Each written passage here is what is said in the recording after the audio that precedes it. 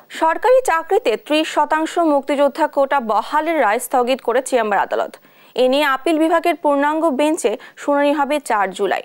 রোববার চেম্বার বিচারপতি এম ইনায়েতুর রহিম হাইকোর্টের রায় স্থগিত না করে পূর্ণাঙ্গ বেঞ্চে শুনানির দিন ধার্য করেন।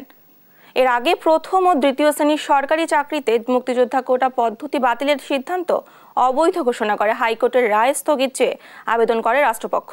৫ জুন প্রথম ও দ্বিতীয় শ্রেণীর সরকারি চাকরিতে মুক্তিযোদ্ধা কোটা পদ্ধতি বাতিলের সিদ্ধান্ত অবৈধ ঘোষণা করেন হাইকোর্ট। এই বিষয়ে জারি করা রুল যথাযথ ঘোষণা করে বিচারপতি কে এম কামরুল কাদের ও বিচারপতি খিজির হায়াতের হাইকোর্ট বেঞ্চ। এ রায় ঘোষণা করেন। Attorney general A M Amin Uddin জানিয়েছেন, আপিল বিভাগের পূর্ণাঙ্গ বেঞ্চেই ৩০% কোটা ইস্যু সুরাহা হবে।